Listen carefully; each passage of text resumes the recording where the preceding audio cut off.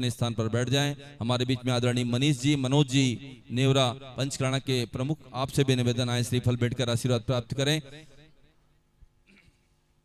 चलिए पूज्य गुरुदेव के पूजन के लिए चलते हैं, जो कि सौभाग्य प्राप्त हुआ नेवरा नगर को। आइए।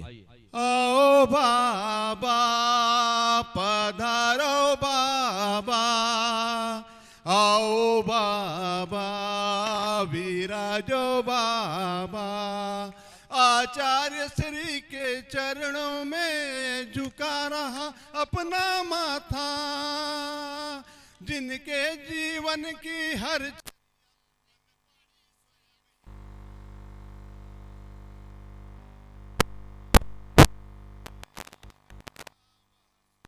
कलश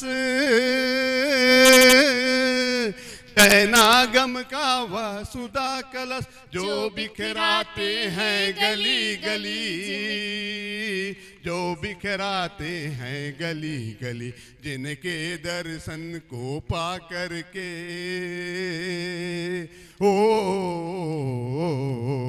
जिनके दर्शन को पा करके खिलती मुरझाई हृदय कली, खिलती मुरझाई हृदय कली। ओम ब्रीम आचार्य भगवान विद्यासागर जी महामुनिंद्राय अत्र उत्तरोत्तर संवोषटाह्वाननम। जय हो जय हो जय हो। अत्र तिष्ठिष्ठ स्थापनम। जय हो जय हो जय हो। अत्र मम सन्नीतो भववषट् सन्निधिकरण परिपुष्पांजलि छिपामि। सांसारिक विषयों में पढ़कर मैंने अपने को भरमाया, इस राग द्वेष की वैतरणी से अब तक पार नहीं पाया।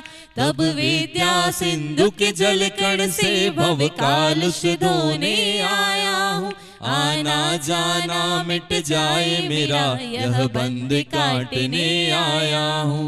ओम ब्रह्माचार्य भगवान विद्यासागर जी महामुनिंद्राय जन्म जरा मृत्यु विनाशनाय जलम निर्वपामिति।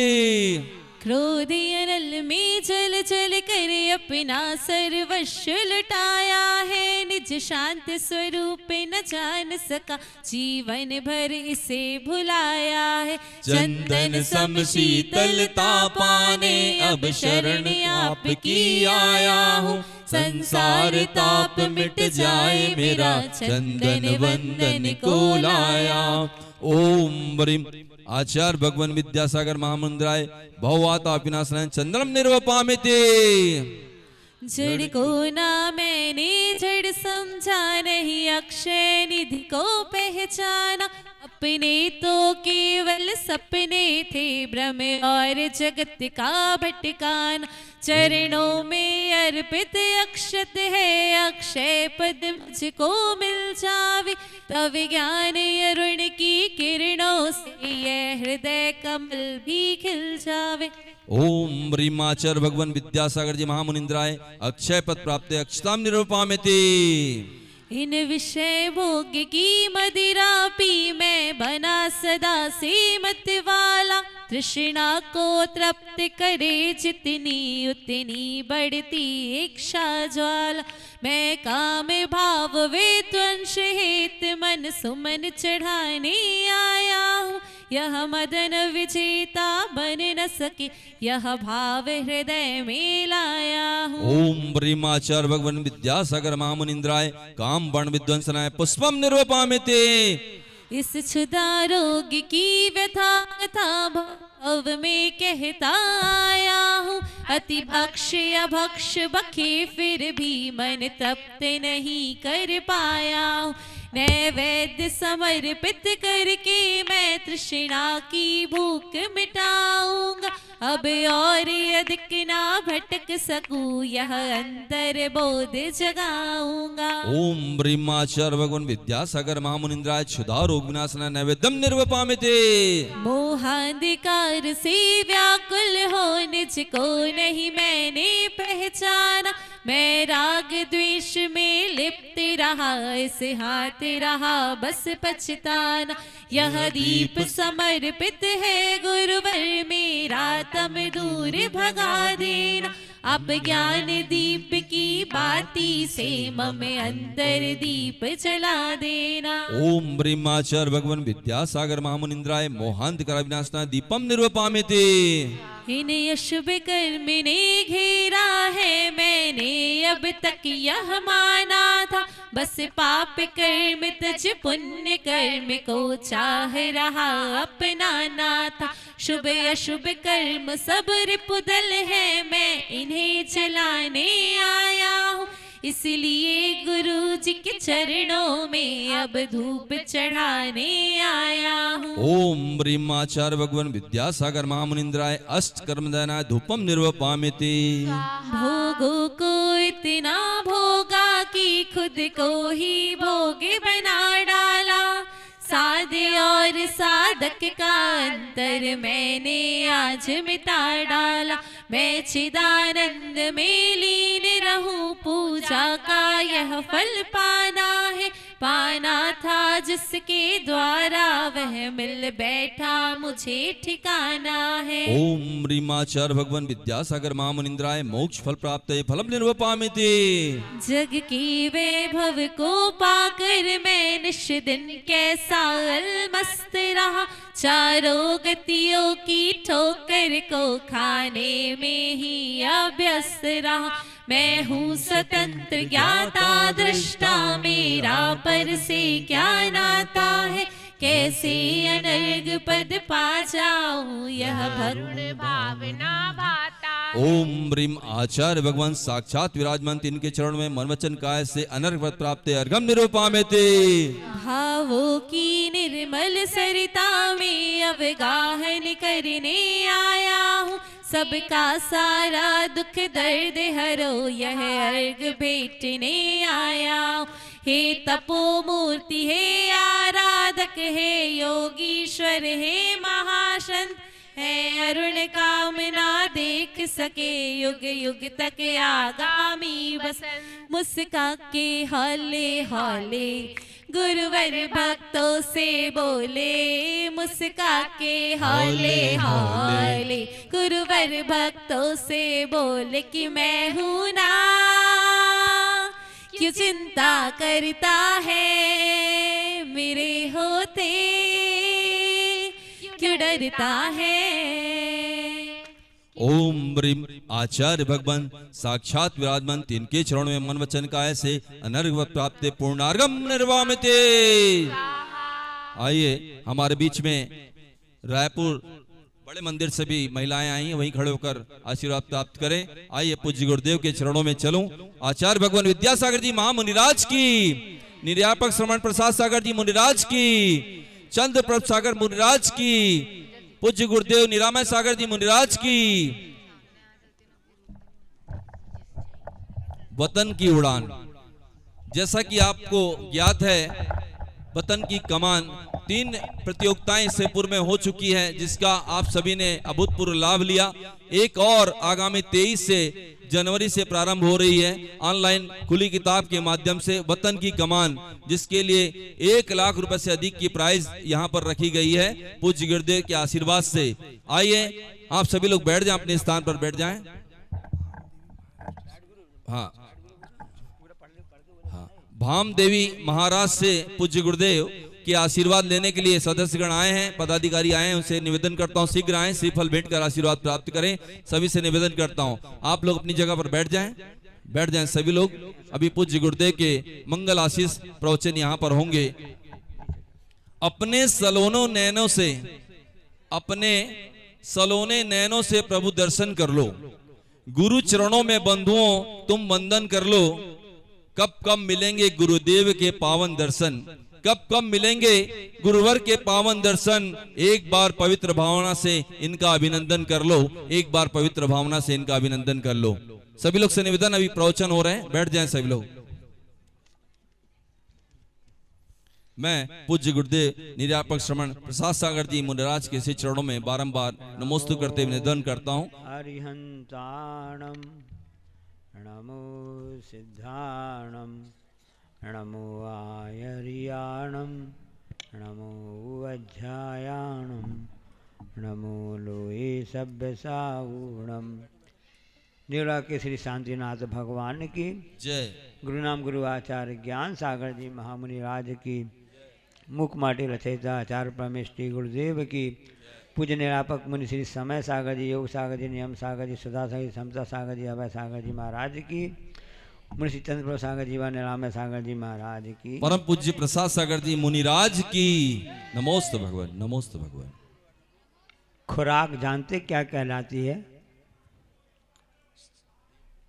पशुओं की खुराक अलग रहती है, इंसान की खुराक अलग रहती है, पक्षियों की खुराक अलग रहती है। खुराक मतलब जिसके द्वारा शरीर चलता है, इंद्रियों का पोषण होता है, और ये जितने भी अपने कार्य होते हैं उनको पूर्ण करने के लिए वो खुराक के माध्यम से एनर्जी, कैलोरीज जिसको बोलते हैं, ऊर्जा प्राप्त होती है। ये तो शरीर की बात हुई। अब मन की बात लेते हैं तो मन की खुराक की भी बात आती है कि मन की खुराक क्या है। लोग यहाँ दर्शन करने आते हैं, गुरु जी के दर्शन करने आते हैं। भाई आपने दर्शन कर लिया, अब आगे बढ़ो, आप दूसरों को मौका दो। तो क्या कहते हैं? अभी मन नहीं भरा। क्या कहते हैं आप लोग? मन नहीं भरा। स्वाभाविक है, क्योंकि मन की खुराक इस प्रकार की है, क्योंकि द्रव्य क्षेत्र काल भाव के अनुसार ही कर्म फलीभूत होते हैं। द्रव्य अच्छा है और क्षेत्र भी अच्छा है, तो देव साधु चरणों में आने पर भी ऐसे भाव हो जाते हैं कि हमारे मन की अभी पूर्ति, मन नहीं भरा है, मतलब मन की खुराक पूरी नहीं हुई है। लेकिन आम आदमी की बात कर रहे हैं, उनके लिए तो यही कहा जाता है कि अनादिकाल से कसाएं लगी हुई हैं, प्रत्येक जीव को लगी हुई हैं। हम आपकी आपस की भी चर्चा करते हैं, इंसान की चर्चा करते हैं, क्योंकि उसी के पास मन होता है। मन तो पक्षियों पशुओं में भी होता है, संगी पंचन से भी कहलाते हैं। अब चूँकि मानव जाति के अंतर्गत हम सब आते हैं, इसलिए उसकी चर्चा कर रहे हैं। तो मन की खुराक क्या है? तो मन की खुराक तो एक प्रकार से है तो मान कसाय ही है। मान कसाय के द्वारा ही मन की खुराक की पूर्ति होती है। यदि मन की खुराक पूरी नहीं हुई, संचालक महोदय को थोड़ा बोलने समय पर्याप्त नहीं मिला और उन्होंने तो पूछा ही नहीं, और महाराज जी के लिए पूरे समय नहीं है, तो उनको लगे अरे हमको समय कम मिला है। अब मन की खुराक के लिए अनेक ढोंग भी रचे जाते हैं, उसकी मन की खुराक पूरी करने के लिए। अब ढोंग ऐसे होते हैं जिसको कि स्वांग कहते हैं ना, तुम कौन सा स्वांग रच रहे हो, तो स्वांग विशेष प्रकार के, अनेक प्रकार के होते रहते हैं। तपस्वी अपनी अलग स्वांग रचना चाहेगा, जो चमत्कार करना नहीं जानता है तब भी लोगों को लुभावने के लिए वह चमत्कार की प्रक्रिया अपनाना चाहेगा, कैसे हम चमत्कार के द्वारा अपनी मन की खुराक की पूर्ति कर लें।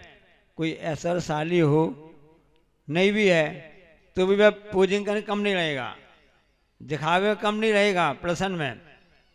घर में खाने को भलाई ना हो, ढंग से ना हो, लेकिन वो किराए के कपड़े पहन लेगा, चश्मा पहन लेगा, कैप पहन लेगा, और कोई ना कोई मोटरसाइकिल लोन में तो उठा लेगा। 1000 रुपये महीने की किस्त भरनी पड़ेगी, तो भलाई पर्याप्त पैसा नहीं है, तो लोन लड़ लेकर के वह अपने मन की खुराक की पूर्ति करता है, अपने आप को ऐश्वर्यशाली बताना चाहता है। यहाँ तक कि सुनने में आया है कि जहाँ कहीं लड़का है लड़की देखने के लिए आने जाने वाले आते हैं ना, समाचार मिल जाते हैं, तो किराए का सामान ले आते हैं या किसी दूसरे मकान में शिफ्ट हो जाते हैं, ताकि जो देखने वाले आए देख के नक्की कर दें कि हाँ भाई हमें घर द्वार पसंद है, किसी भी पक्ष का हो, चाहे वर का हो चाहे वधू का है। ये सब मन की खुराक की बात होती है। धार्मिक व्यक्ति भी मन की खुराक चाहता है, अपने आप को धार्मिक बनाने का करने का प्रयास करता है। इसके लिए ढोंग भी रचे जाते हैं, सॉन्ग भी रचे जाते हैं, इस हिसाब से अलग प्रकार की बात होती रहती है। तो केंद्र बिंदु में क्या है? मन के केंद्र बिंदु में देखा जावे तो एक ही बात सामने आती है कि वह मान कसाय का ही पोषण करने की बात होती है। इस सॉन्ग रचे जाते हैं। एक कथानक याद आ गया कि एक भिखारी भीख मांग रहा था, तो उसने व्यक्ति से कहा कि बाबूजी बाबूजी हमको 20 रुपये दे दो। क्यों 20 रुपये किस लिए चाहिए आपको? काफ़ी पीऊँगा, आज काफ़ी पीने की इच्छा हो रही है। ठीक है, अरे हमको तुम बताते हो 10 रुपये काफ़ी आती है, 10 रुपये में एक कप जाती है, ये लो 10 रुपये ले लो, ऐसे काफ़ी पी लेना। नहीं 20 रुपये चाहिए। क्यों चाहिए? नहीं मेरी गर्लफ्रेंड है ना, उसको काफ़ी पिलाना है। सुनना, तो व्यक्ति बोलते अरे तू भिखारी है, तो उसका ठिकाना है नहीं है, और तूने अपनी एक ऐसी गर्लफ्रेंड बना के रखी है, ये कोई अच्छा माना जाता है? तो क्या उत्तर दिया भिखारी ने? नहीं, मैंने उसको अपना गर्लफ्रेंड नहीं बनाया है, उसने हमको अपना बॉयफ्रेंड बनाया है। ये स्थिति बनी, यानी इसको स्वांग ढंग बोलते हैं ना। ऐसे अलग स्वांग ऐसे रचे जाते हैं से अपने को अच्छा बताने के लिए, करने के लिए, उसके लिए साम दाम दंड भेद कुछ भी अपनाया जा सकता है। कल लोगों ने बताया, परिणाम वगैरह आ गए आप लोगों के यहाँ पर के, क्योंकि ये प्रजातंत्र है। अब किसी ने परसों बताया था कि सभी पार्टियाँ, जो राजनीतिक पार्टी होती है ना, तो वो जब चुनाव में खड़ी होती हैं तो अपने अपने हिसाब से अपना क्या प्रस्तुत करती हैं? नहीं, अपना घोषणा पत्र प्रस्तुत करते हैं। सब घोषणा में ये तो कहते हैं कि हम ऐसा करेंगे, ये करेंगे, ये करेंगे, ये करेंगे ना। उसमें उस लेख में आया था, संपादकीय लेख में आया था ना, चाहे कोई भी पार्टी हो। अभी अचासी से किसी ने कहा था, अचासी आप कौन सी पार्टी के हैं? रास्ते की बात है। आचार्य ने बहुत अच्छा कहा था, हम तो अहिंसा पार्टी के हैं। जिस धर्म में अहिंसा की रक्षा होती है, सत्य का पोषण होता है, उस पार्टी के हम हैं। लेकिन वर्तमान में तो अहिंसा, सत्य, अचौर, ये सब तो गायब हो गया है, पता नहीं कहाँ चला गया है। तो पार्टी अपने घोषणा पत्र जारी करती है, सभी प्रकार के ये सब करती है, लेकिन कभी भी कोई भी पार्टी वाले ने ये नहीं कहा कि हम भ्रष्टाचार को कम करेंगे। सबसे रिश्वतखोरी, भ्रष्टाचार जो है ना, इस देश के लिए जोंक की तरह है, घुन की तरह लगा हुआ है, जिसने अन्य सभी समस्याएं खड़ी कर दी हैं। तो भ्रष्टाचार क्यों करता है व्यक्ति? क्यों करता है? सिर्फ प्रदर्शन और मान कसा के पोषण के लिए करता है कि हम उससे श्रेष्ठ हो जाएं, हमारा उससे और अच्छा हो जाए, और अच्छा हो जाए। अपनी मान कसाय की पूर्ति के लिए ये मन की खुराक कहलाती है, जिस कारण से ये सब होता है। उसके कोई भी भेष रचना पड़े, उसको चिंता नहीं रहती है। अभी दर्शन करने के लिए आए थे, कहाँ के व्यक्ति आए थे, कौन सी कहाँ के? हाँ हाँ हाँ, वो खड़े तो हैं। ये पंचका नाटक में अनेक प्रकार के अपने प्रश्न करते हैं ना, याद आ गया? हाँ, अभिनय करते हैं, है ना। राजन नाम है ना, कहाँ उमरगा, याद आ गई बात है। जिसको स्वांग बोलते हैं ना, अनेक प्रकार के वेश धारण करते हैं ना, इसको कहते हैं स्वांग रचना, बहुरूपिया, है ना। अनेक प्रकार के वेश है, नाटक में से होता है ना, अनेक प्रकार के जो होते हैं। अभी पंचका नाटक आपके यहाँ आने वाले हैं, 9 से लेकर के 15 दिसंबर तक यहाँ पर भगवान की प्रतिष्ठा होगी। उसमें आप सबके लिए मतलब मनोरंजन नहीं, साथ में शिक्षा के साथ साथ में संस्कार वाली बात भी आपको बताई जाएगी कि किस तरह से तो जो अभिनय कलाकार आते हैं ना, वो अनेक प्रकार के अभिनय कर करके आपको बताना चाहते हैं कि वास्तव में संस्कार कैसे किए जाते हैं, कैसे प्राप्त किए जाते हैं, ताकि समझ में आपके आ जाए। क्योंकि आप लोग धार्मिक माहौल है, तो ये भी जरूरी रहता है ताकि आपको वह दवाई, वह औषधि अंदर चली जावे, आपका मन लगा रहे। ये मन की खुराक है। मज़ा नहीं आया, बस प्रवचन बस हो रहे हैं, कुछ ऐतिहासिक नाटक भी होना चाहिए, मन होना चाहिए ना। ऐसा भी मतलब सब प्रकार के लोग रहते हैं ना, सब मन की खुराक कई प्रकार की होती है, ये हम आपको बताना चाहते हैं। तो बहुरूपिया किसे कहते हैं? जिसके पास बहुत रुपया होता है। आजकल परिभाषा बदल गई है, जिसके पास बहुत सारा क्या होता है, रुपया होता है, वह बहुरूपिया कहलाता है। लेकिन वास्तव में बहुरूपिया अनेक समझता है। तो एक कथानक आगे बहुत ही अच्छा आता है, और उसको आपको प्रदर्शन देखने मिलेगा भी, आपने किया भी होगा। एक व्यक्ति था जो अनेक रूप बदलने में माहिर था। अभिनय कला भी एक बहुत बड़ी वस्तु होती है। किला किलाने की बात नहीं, कला की बात कर रहे हैं। एक काका काले कर हुए हैं, अच्छे दर्शन शास्त्र के और गांधी विचारधारा थे ना, उन्होंने लिखा शिक्षा की देवी क्या कहलाती है। तो शिक्षा की देवी को उन्होंने पूर्ण किया है कि उसके धैर्य फेंफड़े हैं, मस्तिष्क उसका ज्ञान है, और कला कला और उनके साथ में कोई उसके दोनों हाथ हैं। कला किसी को ऐसा गार्ड गिफ्ट रहती है और पुरस्कार प्राप्त की जाती है। संगीत कला है, पेंटिंग कला है, रंगोली कला है, मेहंदी कला है, अभिनय कला भी कहलाती है, जिसको बहुरूपिया कहा जाता है। तो एक व्यक्ति बड़ा उसमें माहिर था, अनेक प्रकार के सॉन्ग रचने में भाई माहिर था। उससे कहा गया तुम ऐसा रचो, उसी ढंग से करता था। उसके लिए अभिनय होता है, जितने भी फिल्मी कलाकार होते हैं वो अनेक कला तो करते हैं। कहीं कोई कुली बन जाता है, कभी बूढ़ा बन जाता है, बूढ़ी बन जाते, ऐसे अनेक प्रकार के होते हैं। कहीं डाकू बन जाते, इंस्पेक्टर बन जाते हैं, और कई प्रकार के नेता वगैरह बन के कला दिखाते हैं। तो उससे कहा कि तुम अपना कला का प्रदर्शन करो। तो उसने कलाकार ने एक शेर का रूप धारण कर लिया, शेर का रूप धारण कर लिया, और शेर जैसा शेर दहाड़ता है वैसे वैसे दहाड़ने लगा, और दहाड़ते दहाड़ते वह वहाँ पर सबने कहा ये बहुत अच्छा कलाकार है, इसकी कला तो देखने लायक है। पता नहीं चलता कि ये असली शेर कौन है और ये व्यक्ति है कि शेर है, पता नहीं चलता है। तो उस शेर तो बन गया, और चलो तुम राजमहल चलो, वहाँ राजा बहुत आपको देख के खुश हो जाएगा।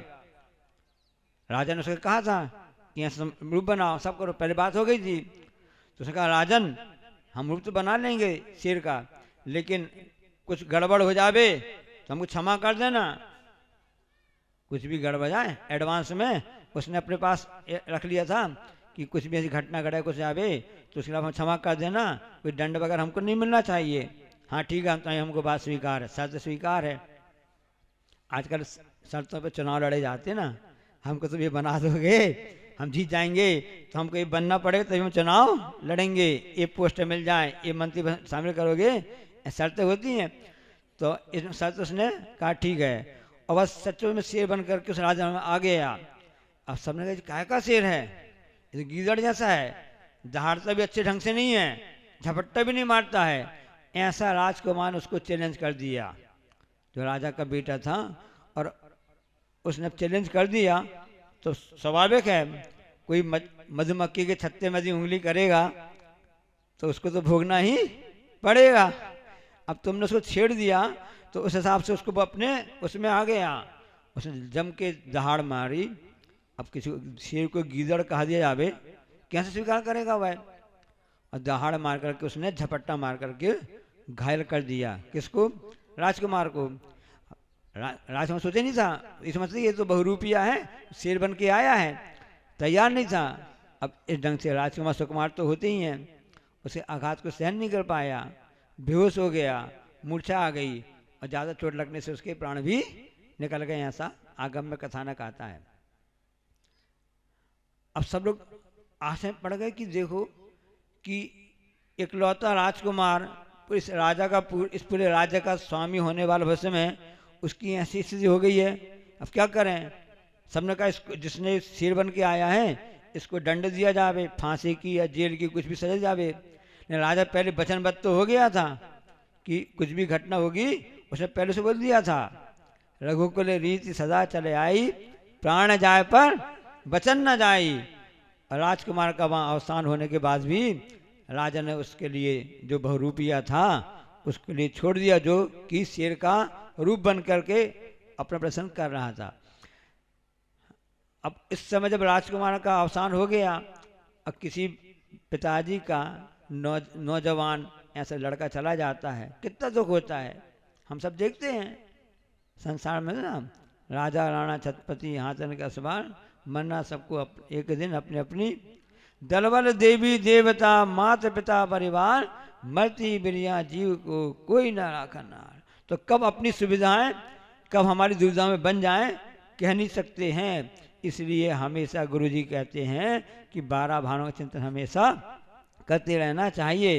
वो प्रसंग आपको यहाँ देखने में आएगा। कब आता है 12 भावना, तब कल्याण, तीसरा कल्याण का दिन होगा 12 तारीख को, कब 13 तारीख को पड़ेगा, 13 तारीख को पड़े, 13 दिसंबर को पड़ेगा। तो अब वह राजकुमार के चले जाने पर राजा बहुत ही दुखी रहने लगा है, मन नहीं लगता, सब करने लगता।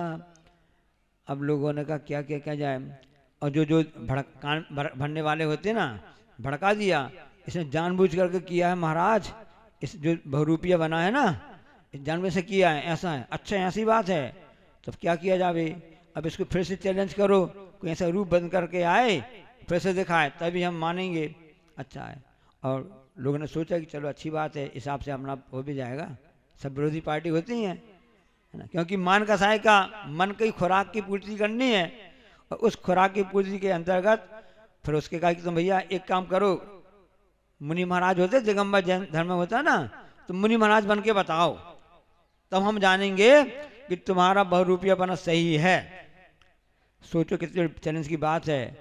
अब प्रयास पहले से पूरा अभ्यास करना पड़ता है, पूरा अभ्यास किया उसने मुनि महाराज बनने का, कैसे कृष्ण किया जाता है, कैसे खड़े होकर आहार लिया जाता है, किस ढंग से नंग अवस्था में सोया जाता है, बैठा जाता है, उसने पूरा अभ्यास रूप में किया। अभ्यास करते करते करते उस हिसाब से वहाँ से ऐसे विधरण करते हुए वहाँ से निकला। राजा ने देखा, अरे महाराज जी आ रहे हैं, आइए आइए महाराज जी, और हमको प्रवचन दीजिए, कुछ उपदेश दीजिए, ऐसे निवेदन किया। तो उस जो बहुरूपिया जो मुनि महाराज का भेद धारण कर लिया था, उसने हमारे प्रवचन सुना दिया। संसार तो नश्वर है, ये शरीर तो हमेशा नष्ट होने वाला है, और से तो रिश्ते सब देखने वाले हैं। वर्तमान में जो राजा है रानी बन जाता है, कभी बेटा पिता बन जाता है, ऐसे 18 नाती की कथा आती है वर्तमान युग में, कि पुत्री माँ बन जाती है, माँ पति बन जाता है, पति बेटा बन जाता है।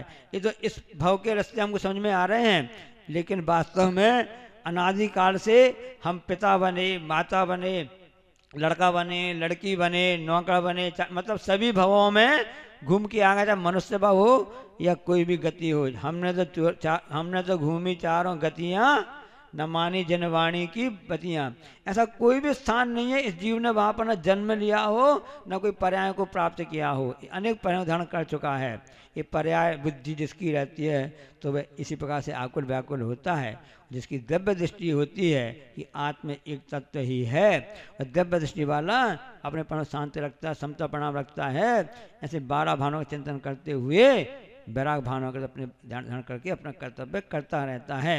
ऐसा उपदेश मिला महाराज जी का उस राजन के लिए। राजन की आंख खुल गई कि हाँ वास्तव में मैं गलती में था, अब मुझको अपना शोक दुख छोड़ करके असाता विधि बंध के कारण बनते हैं, उनको छोड़कर हमको प्रजा को देखना है। बहुत अच्छा प्रसन्न हो गया और कहा कि महाराज आपने तो बहुत अच्छा काम किया है, हम आपसे प्रसन्न हो गए हैं, हम आपको इनाम में अब ये देना चाहते हैं। बहुरूपिया था, इनाम में हम दे देना चाहते हैं, अब आप अपना पुराना वापस भेष धारण कर लीजिए, जो आपने सॉन्ग रचा था वेशभूषा रची उसको वापस आ जाइए। तो उसने क्या कहा, उसका नाम था ब्रह्म गुलाल। क्यों भाई, ऐसे ही है ना, उसका नाम ब्रह्म गुलाल था, बहुरूपिया था। उसने कहा इस इनाम का क्या काम, ये जो परिग्रह कराता है, मैंने भलाई खेल खेल में और अपना प्रश्न करने के लिए इस भेष को धारण किया था। अब एक सभी भेष से बदल सकते हैं हम। अभी हम इस पार्टी में थे, हम उस पार्टी में जा सकते हैं, उस पार्टी से उस पार्टी में सकते हैं, हम दल बदल सकते हैं, हम भेष से बदल सकते हैं। लेकिन अब हमने जो भेष धारण कर लिया है, दिगंबर मुनि का भेष धारण कर लिया है, भलाई हमने उसको स्वांग के रूप में धारण किया था, अब ये भेष अब बदल नहीं सकते हैं। जब तक प्राण रहेंगे, जब तक आयु रहेगी, हम इसी दिगंबर अवस्था में ही रहेंगे। संसार के सभी पाठ्यक्रम बदल सकते हैं, सुनना ध्यान से, चाहे पहली से लेकर के 12वीं तक हो, कॉलेज हो, सीए हो, कुछ भी हो, सभी पाठ्यक्रम बदल सकते हैं। लेकिन ये मुनि धर्म का पाठ्यक्रम जो होता है, आजीवन एक ही पाठ्यक्रम रहता है, जिसको 28 मूल गुण कहते हैं। यहाँ सब बहुरूपिया ब्रह्म गुलाल ने खेल खेल में स्वांग के रूप में उसने भेष धारण किया, लेकिन उस भेष को अब नहीं बदलेंगे। राजा ने परिग्रह में छोड़ चुका हूँ, अब आप इनाम में हमको मोती हीरे कोई भी आप उपहार दें, मैं किसी काम का नहीं हूँ। अब मैं तो अपनी आत्मा रूपी हीरे को ही, सही हीरा मेरा वही मेरा ही बहुमूल्य है, हीरे को परख लिया आचार्य ज्ञान सागर महाराज जी ने। तो हम ऐसे उस आत्म तत्व रूपी हीरो को ही हम हमारे लिए भाई बहुमूल्य, भाई मेरा परिग्रह है और कुछ भी मेरा नहीं है, ये मेरे पाठ्यक्रम में 28 मूलमणि मेरे सब कुछ हैं, बस मैं इन्हीं को अंगीकार करूँगा। अब मैं भेष बदल करके दूसरा भेष धारण नहीं करूँगा। इसलिए कहा जाता है भेष जो बदला नहीं जाता है वह दिगंबर मुनि महाराज का ही होता है। तो हम लेकिन कितने भेष बदलते रहते हैं, सॉन्ग रचते रहते हैं, सिर्फ मन की खुराक के लिए सब करते रहते हैं। इसलिए मन की खुराक का यही है कि हम कुछ भी करें लेकिन अपने मन को तो साफ सुथरा रखें ताकि हमारा वह काम अच्छा चल सके। महाराज जी उसने हमको ठग लिया। ठगना बुरा है, ठगना बुरा है, ठगा जाना बुरा नहीं है। नोट कर लेना। तुम कोई ठग ले चिंता नहीं करना, चलो भाई उसने जो किया ठीक किया, ठगा वस्तु है ना, उसका तो हमने उसका पहले भाव में लिया होगा, अब उसने हमसे वापस ले लिया। ठगना बुरा है, किसी को ठगना अच्छा नहीं माना जाता है। ये सब कसायों की पोषण होते रहते हैं, मन की खुराक का विषय बनते हैं। इसलिए हमको चाहिए कि उसको छोड़ करके प्रभु की भक्ति, गुरु के दर्शन, निर्माण की जो है अध्याय हैं, परोपकार हैं, अच्छे कार्य हैं, वह हमारे मन की खुराक बने ताकि हमारा भी कल्याण हो सके। प्रभु आपके हुए 5 कल्याणक, एक बेरा में भी कल्याण करो। भजन तो गाएंगे, संगीतकार आएंगे, प्रभु हुए 5 हुए 5 कहाँ से ना, हाँ, तेरे 5 हुए कल्याण प्रभु, एक बार मेरा कल्याण कर दो। तो कल्याण कहने से नहीं होगा, करने से होगा। तो मन की खुराक हम अच्छी विषय वस्तुएं बनाएंगे तो हमारा कल्याण शीघ्र होगा। और आप सभी लोग यहाँ पर पंचकर्ण देखने के लिए आए हैं, उनसे हमारी भावना और बलवती बने, ये पंच कल्याण की दृष्टि से हमारी मन की खुराक बने, ऐसी भावना बनाना चाहिए। बोलिए अहिंसा परमो धर्म। नमोस्तु भगवान, नमोस्तु। जावाणी के ज्ञानते सुजय लोकालोक सोवाणी मस्तक धरुण सदा दे दूं। हे जनवाणी भारती तुम जपो दिन जो तेरो शरणा गए सो पावे।